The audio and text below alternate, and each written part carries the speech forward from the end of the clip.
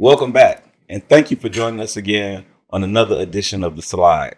Our podcast aims to normalize important discussions that are required for our community, centered around topics such as education, politics, justice.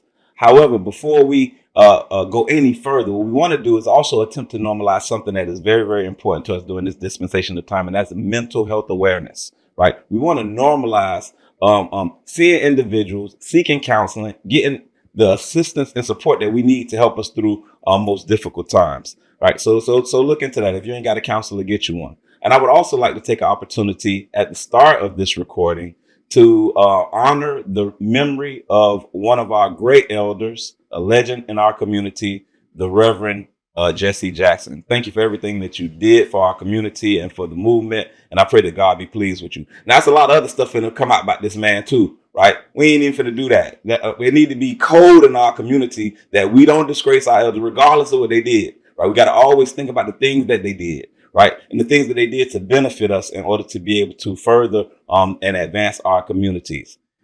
As we delve into today's episode, we are absolutely blessed to have an opportunity to sit with Miss C.J. Johnson. Miss C.J. Johnson is a transformational leader, a strategist, an instructional coach. Her work centers on authenticity, excellence, and sustainable growth. She believes in helping individuals move from potential to impact. It is an honor to have an opportunity to speak with you today. How are you doing today, Ms. Johnson? I'm doing good. It's an equal honor to be sitting here today. As we were talking offline, this is my very first podcast appearance, so I'm excited to not only be a part of it, but to learn and to grow and to offer any information that I have from my experiences that can help somebody else. Well, thank you, because that's what inspired me at the start of the show to realize that we needed to take a mental health moment. When you shared some of the things that you were sharing with us, I knew that this would be a good opportunity for us to provide the people with some information that'll help benefit their lives. Before we go any further, though, tell us a little bit about yourself. Introduce yourself to the viewing audience so they'll know exactly who they're speaking with. All right. So my government name is Carolyn Johnson. I got Auntie Carolyn. Hey, TT, you better share it too. I got more Carolyn. I am a native of Jacksonville, Florida, the oldest of 6 children to the late Lena P. Johnson. I grew up in the North Side, all around the North Side area. Graduated from Samuel Wilson High School, Wolfpack. All right. Yeah.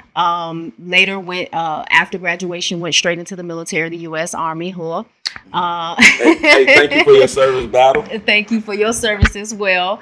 Went into the military because I had no, other options. College was not an option. I barely graduated high school. And I tell you, barely graduated. So the military was that next transition for me.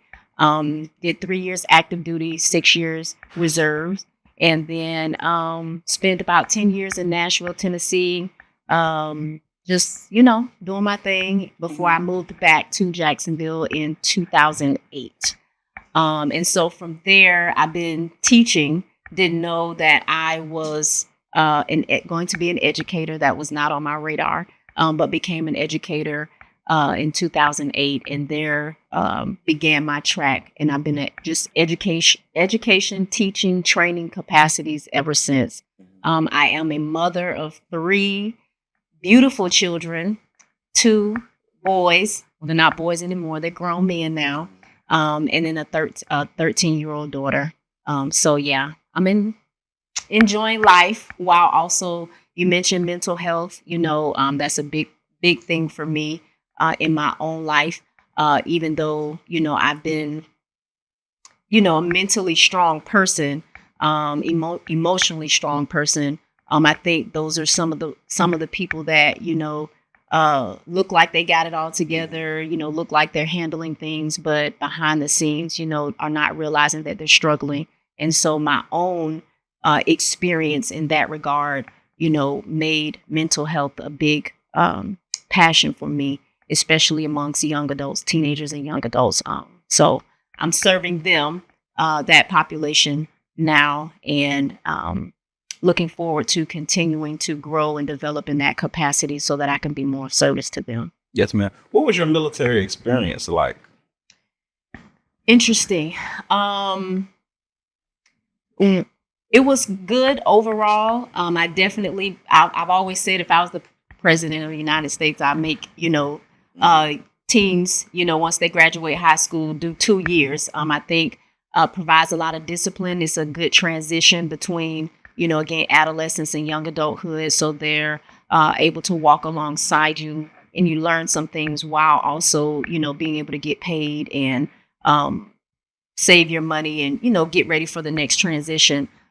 It was good overall, but one of the biggest problems I had with the military is people not willing to share the things that they were able to gain or obtain during their military career, such as being able to go to college while in the military, having access to certain benefits and things that you can again obtain and even prepare you for once you leave the military. So I saw people being able to, navigate certain spaces and do certain things.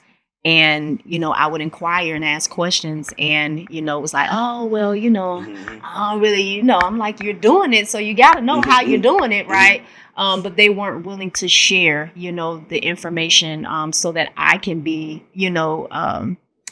get some of them benefits for myself and be successful, once it was time for me to transition. And there was a lot of, politics and, foolishness going on. And, I looked around, after about 3 years and was like, if I really had to go to war with these people, I wouldn't trust them, And so I realized that was my time to get out before I got put out, Yep. And before you got trapped into what the military really right, is. right, Because you figure you came to the military straight out of high school, right? So that's 18-year-old Carolyn, right. All right, so I did 21 years, 4 months, 18 days in the United States military, but they didn't get 18-year-old Tavares, right? They got 23-year-old Tavares that already had 3 kids, right? So I ain't have the leverage to negotiate what I was doing. I went and I ain't had no choice, right? Like I had to do whatever was required in order to be successful. But if they got 18-year-old Tavares, 18-year-old Tavares stationed somewhere like Fort Stewart, boy, would have had some fun. But I digress. As leaders, it's important that we understand that when those young people come to our care, we have to have a plan to develop them in order to be able to help them be successful and accomplish their goals. But you do stuff like that every single day now, right? You're helping young people every single day. Could you share with us what it is that you do now? So I work at Jacksonville Job Corps. Yes, we are open. Okay. There was a time when, the powers that be were trying to close down Job Corps, but we are open. The population is 16 to 24-year-olds. So we offer like 11 trades. They're allowed to get their high school diploma or their GED there, their driver's license, room and board. So you get, dormitory. We have food, everything. So they get everything that they need, similar to the military, just not, the teachings, the combat stuff that that the military has, but similar to the military where they're providing, vocational skills for you. So I am the trade instructor for office administration. So I teach the students who want to learn office administrative duties so that they can go and work in, any area. Whether it be human services, law, it doesn't matter. Everybody has an office administration team, no matter what organization. We also are, unofficially their counselors, their therapists, in some instances, reparenting, helping them to learn certain skills and emotional intelligence, being one of them, learning even empathy and, just different things like that. So I love it. It provides me the opportunity to be who I wish somebody would have been to me at that particular time in my life. Because I believe, again, I have no regrets, but I believe that if I'd had mentors or, someone to come alongside me and kind of, teach me some things I wouldn't have learned by trial and error in every situation. What do you think? Because I think our generation all face similar challenges with regard to that, right? I think that we all, I don't remember being a child. Right. No, Correct. no disrespect to my parents. I just feel like I was always an adult. I feel like I've always had adult responsibility. I mean, if you get to have lights in your in your Right. name at 8 and 9 and Right. 10, Right. right? You're That's an real adult. spill. I'm grown. You know what I'm saying? So I got lights in my name. Right. Right. Right. So I ain't trying to hear that about I'm a child. But Right. but what do you see? What do you think it was during that time period that prevented us from being able to have a parental oversight? I got a theory, right? But I would like to know what's your thoughts about that time period and parenting and just family during that period of time. I don't like. I've always felt like I didn't have a choice. It wasn't a matter of you go learn to cook or not cook, and somebody will feed you. Like I never felt like I had a choice. So it wasn't. I think we were groomed, from a very young age to be responsible. To it wasn't about what we felt. It wasn't about our opinion. It wasn't about how we thought things should go. It was, we were taught from a young age. You obey. You don't ask questions. You just do. And so we come from that space even now where it's hard to branch out and ask for help, to seek support because I got to figure it out. It's up to me to figure it out. If I don't do it, it don't get done, I, again, being the oldest of 6 siblings, it was sink or swim. Like I had to get out there and make it because I couldn't go back home, and be another mouth that my mom had to feed, or she had to worry about clothing and different things like that. So it was sink or swim.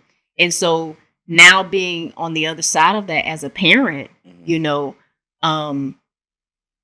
teaching my children some of the things that I did learn, because there were things that were beneficial to me. I always say, if I had to choose one way or the other, it's easier to loosen up than it is to tighten up, And so when somebody's out there, you just letting them run, wild, it's hard to bring them back in, right? So I would have rather had the childhood, or the upbringing that I had, and then learn how to loosen up and do things differently, along the way. And so understanding, my children, they didn't just babysit because I said I'm finna go, and I wanted them to have a childhood. I wanted them to have memories of playing with their friends, going outside, being able to eat certain things that they wanted. Come home and tell me stories about this person or that person in school. Talk to them about their feelings. Again, mental health. And I've always had it in my mentality that they're only going to be children for a short time. They're going to be adults for the rest of their life. And so my goal was to instill things in them for who they were going to be as an adult and what they needed to do as an adult, not where they were as a child, right? And so their feelings were important. Their emotions were important. The things that they were thinking were important. Them feeling like they could advocate for themselves was important, Now, sometimes they had too many opinions. I had to tell them, I ain't asked your opinion on this one. But in other capacities, I asked them what they thought, how they felt, because again, it would be crazy for me to get on them when they come to me as an adult and say, well, this person is taking advantage of me, and every time I say something about it, they dismiss me, or they da-da-da-da-da. And I'm getting, well, why are you letting them do that? When I was the first person to teach them to disregard their feelings, to disregard their wants and needs. So I didn't want to be that person, So I allowed that space for my children. But I think sometimes we can misinterpret, right? Or misunderstand, the totality of the situation. My mom wanted the best for me. She wanted me to avoid some of the mistakes that she made. She just didn't know how to go about doing those things. And so being an adult and then having children of my own and having some of the fears that I've had with them, I could understand why my mom, did the things that she did, even though they may not have always been the best, approach or the best way, to handle things. I hope that answers your question. It does. And because as you're talking, you got my mind exploding, right? Because I'm thinking about a conversation that I was having with my mother about a real sensitive situation and the decisions that, parents have to make in order to equip their children with the resources to succeed, sometimes it goes beyond what is comprehensive in normal thought. It's something that I want to share, but I'm gonna wait until another opportunity to share, because it's just not the tenor of the conversation that we have. But I asked my mom one day why she made a decision. I try to think 5 times before I speak. Yeah, I'll go there. All right. I grew up in a very difficult environment. It was a lot of things that took place in that environment that will be questionable by normal standards. And it was an interaction with, my father in our household. Where I felt he should kind of, received a little bit more staunch admonishment for his behavior than what my mother instituted. That's a good way to say that. Hey, y'all go back and y'all run that back. That was it was a lot there. But I asked my mom one day, I said, why you ain't send that nigga to jail? Right? And my mother said to me, she said, because I looked out. My mama said to me, anybody from Carol City who hear this story, y'all might even remember this day. It was a day when my homeboy, his name is Robert Carr. Robert Carr had got arrested on the side of my house, and my mama watched Robert go to jail. And when my mama watched Robert go to jail, she just stopped beeping my beeper. That's when we had beepers, right? And she beat me. And I used to skip school all the time. And when she got on the phone, she said, where you at? And I was like, man, I'm in school today. She said, okay, I just was checking on you. My mother never checked on me. My mother never checked on me. That's why I said I always thought I was grown, because she never checked. But this one day she checked on me. And so when we were in this particular conversation, I said, well, why you ain't do such and such and so? She said, because you remember that day when Robert went to jail? She said, I was concerned about you. She said, I saw how all the little boys in the community who didn't have a father, how they turned out. She said, and I wanted you to have a father. So mothers, fathers, I know sometimes our relationships don't necessarily be what we want them to be, right? But always make the decision that's going to be in the best interest of your children. And it ain't nothing that happened in the course of your relationship that won't allow you to do what's in the best interest of the children. And y'all know I don't talk relationships. CJ brought it out, and so we're gonna continue to flush it out, right? Whatever it takes in order to be able to make sure them children got what they need in order to succeed, do that. That don't mean going broke bottom, right? Because that same father who she didn't send to jail to make sure that I was all right told me when I was in the 10th grade, I was getting ready. I was from Carol City to Miami Beach, and he didn't take me school shopping. So I asked him. I said, "Man, you gonna take me school shopping?" I said, "Man, we start school on Monday." That joker looked me straight in my face, and he said, "Cuz the people who you going to school with this year don't know the new clothes from last year." And y'all wonder why I dropped out. Stop playing with me, man. You ain't gonna have me walk around there looking like that. You know what I'm saying? But I grew up in that type of environment. So, but look how it turned out, right? And everybody who was a leader in my life thought that I was gonna be strung out or down bad. But I ain't. You know what I'm saying? We're ascending. You know what I'm saying? We're ascending. But I say that to say, so now, when you look at children and these problem sets and the things that they do, and you deal with it every single day, you're around children every single day. What are some of the things that you see in our youth?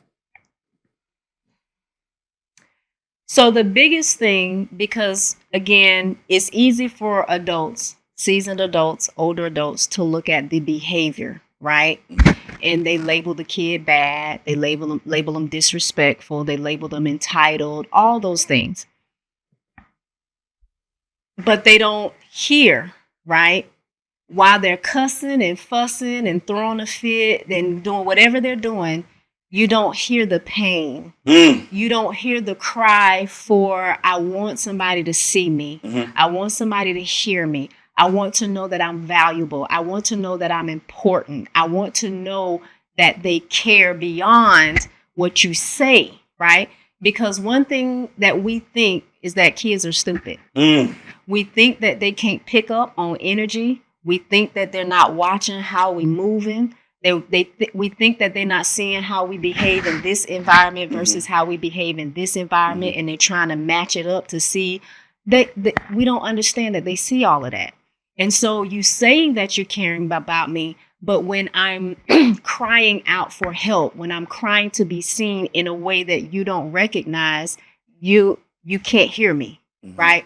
And so what I've learned to do is to see beyond what I'm seeing Mhm. and hear and see what's going on behind that. And so the place of where they want somebody to believe in them. They want somebody to raise the expectations, right? Because you said your mama never checked on you, Mhm. right? Especially with boys. There's a space where people stop checking on the boys. Once they get to a certain age, they just let them, hey, you know, boys gonna be boys, men gonna be men, that kind of mentality. Or I feel like I'm not gonna be able to control him or, you know, guide him or whatever. So they just let y'all do what y'all want to do. And the reality is that I believe again the expectations of who he is or who he could be, it goes down. And so now I'm letting him just do whatever he wants to do, however he feels like doing it. And I think even though the young men or the boys, they don't know the language or understand what it is, they begin to regress or they begin to, their development is stunted because this person doesn't believe in me. They don't see me. They stop checking on me. They stop asking me about my grades. They stop asking me who I'm hanging out with. They stop asking me. They stop. And so it translates to they stop caring. That's what it translates to. And so if they don't care, why would I care? Right. And especially with the people that, again, we hear them say they love us the most or care about us the most. But when they stop checking in, when they stop asking the questions, the young boy receives that as they stop caring. And so in those critical times where he needs that care to continue to be there and he's dependent on that care when it stops, then he stops caring about himself. And so that's why we see, you know, the behaviors that we see, the people that they choose to hang out with, like all these different things is because they stop caring. And so we have to continue to be on our boys' behinds, you know, just like we are on the girls. And again, continue to have an expectation or standard for them to rise to. And it's not just about what they're doing, right? Because a lot of times, again, with boys in particular, they're identified and their value and worth is what they do for a living. You know, how are you making money? You know, are you able to take care of yourself financially? But again, raising the standard and expectations on how they care for themselves. How is your mental today? What you've been thinking about? What kind of thoughts have been, you know, rolling over and over and over again in your mind? What are you telling yourself? You know, when you make a mistake, you know, it sounds like it's funny and it's a joke that, oh man, I'm so stupid. I'm so dumb. Why did I do that? You know, but you're creating a narrative, you know, that you hear yourself. That's telling you that you're stupid. That's telling you that you're dumb. You're not stupid. You probably made a stupid decision, right? But you're not stupid, right? You probably are not experienced or you don't have expertise in this area. You might have to put in a little more effort, but that doesn't make you dumb. You know, we all have areas of growth and development that we have to put in a little more, you know, effort than we do in other areas. It doesn't mean that we're incapable or we're dumb or that we don't have what it takes. It just means that we have to work a little more, a little harder. And so the young boys for me just stand out the most and needing a support system and a village around them when they're young, you know, to continue throughout their teenage and adult years. Somebody checking on them and making sure they're okay, not checking on, you know, their bank account. Right. Shout out to Miss Ingram, Miami Carroll City Senior High piano instructor, because she checked on me. But Miss Ingram, when you checked on me, you ain't know my mom was crazy, right?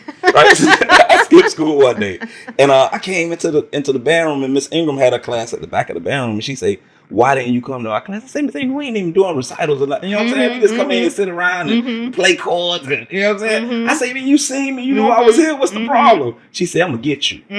I said, "Okay." And at this time, that's when they had remastered telephone. I was like, "It ain't no way you could get to me because I got my own phone." Man, probably about a week later, my phone rang at 6:30 in the morning, and when it rang, it was somebody on the phone said, "This FPNL, we finna turn off y'all lights." I jumped up out of the bed and I ran and bammed on my mama door. I said, "FPNL on the phone. They getting ready to cut off the lights." My mama ran into my room and she said, "Hello?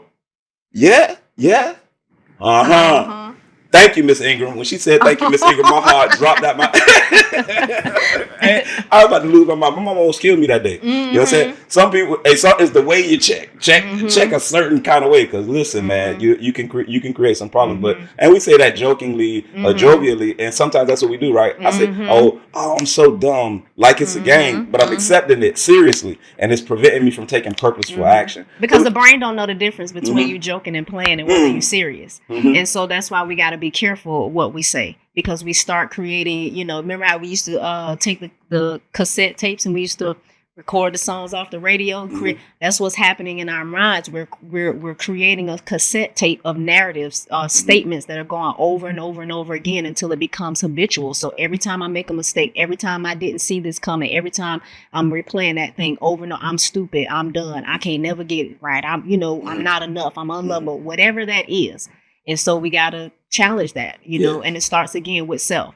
So stop saying I'm stupid. It's like, I did something stupid. Again, separating who I am from what I did, right? I'm not stupid. I did something stupid. That makes all the difference in how we show up in the world. That's right. And we scientists, right? So you're not stupid. You did an experiment and it failed. You know what I'm saying? Now you go back, you analyze the variables that you used in the experiment and retest it again. And keep on going. We got to get away from feeling bad about mistakes. We got to get away from feeling bad about, on failure, right? We fail forward and we just keep on going. And I know we say stuff like that and it becomes like, like catchphrase. It's cliche and corny. But no, we work till you fail. If you ever spent any time in the gym and you ain't worked to failure, you wasted your time when you went off in there, right? So let's get back into the game of life and let's work until we can figure out some of these problems, because our children are suffering, and and what we want to do is we want to make sure that we equipping them with the resources that they need to be successful. And I think it was so beautiful that you articulated it earlier in your statement. We said the children are watching. They're watching what we do, how we move, how we interact in groups. They're developing their ideas about reality based on what they're seeing in us. And so you're always being monitored as a parent. You're always out front. And so remain out front. So as we come down to the conclusion of our recording here today, if you could give guidance to a parent, what would you recommend for a parent to help improve the quality of their experience as a parent and also improve the quality of the experience of the child? Oh, that's a loaded question. How can I narrow that down? First and foremost, I said it before. Your children are only going to be children for a short time. They're going to be adults for the rest of their life once they come. You're parenting or you're instilling values and skills that they're going to use as adults, not necessarily as children. So what type of person is your child going to become? What type of values do you want them to believe in and live out, in their lives? And you're the first example of who they're going to encounter or how they're supposed to navigate. Home is the training ground. That's where we teach them communication, even effective communication. That's where we teach them how to advocate for themselves and speak up. Myself learning as a parent to be the type of parent that my kids can come and talk to. There were times that they were sitting there, especially my boys, sharing stuff with me, and I would literally have to purse my lips together and because I wanted to correct, I wanted to say this, I wanted to steer them down this road, and but I had to elevate me being the type of person that they felt like they could come and talk to. I needed that to be more important than my desire to correct or redirect behavior. Care about their mental health, continue to check on them. Ask open-ended questions. Don't ask them, how was school? Good. You had a good day. Yeah. And help them facilitate conversation. Again, that's how they're learning how to communicate as well. That's how they're learning how to articulate their feelings, their emotions or their needs, is by us asking open-ended questions, inquiring and being willing to sit and listen, giving them our undivided attention while they're doing so. And engage in things that they're interested in that you're not interested in. One of the things about love, we throw that word around a lot. I love you. I love you. I love you. Loving a person is not when they're doing the things that we want them to do, when they're saying the things we want them to say, or when they're interested in whatever we're interested in. Loving a person is being able to step into their world, being able to try to see things from their point of view, and sacrificing your time and your energy and your attention to something that means a lot to them. So whether it be video games, whether it be anime, whether it be artistic, endeavors, whatever it is, spend some time engaging with them in things that are important to them. And I think that those things would provide or help provide a solid foundation for them to continue to build upon. And it'll make them a solid human being by the time they become adults. That's beautiful. Thank you. And if I just also may add, gentlemen, they also learn how they will respect women by how they see us treat their mothers. So I would like to apologize to the mothers of my children, because I know that we have had some rough times. I am traumatized and broken. And so don't take that personal. Y'all know what it is. I apologize. And I think that, take some time out today, bro, and call that lady and apologize. I was riding last night and I was listening to Tupac. He said, because if we don't, we'll make a race of babies that will hate the ladies that make the babies. Lord have mercy. That thing had me all messed up last night on that drive. So thank y'all for tuning in with us. And I would like to really, really be careful with the way that I end, because this city has been rocked by the loss of a very important figure. So rest in peace, Papa. Right, rest in peace, Papa. Rest in peace. And I just leave it like that. Thank y'all for joining us and riding on the slide. And as we always say, you can run, you can glide, but you cannot hide when you come here to the slide. Y'all be blessed. Thank you.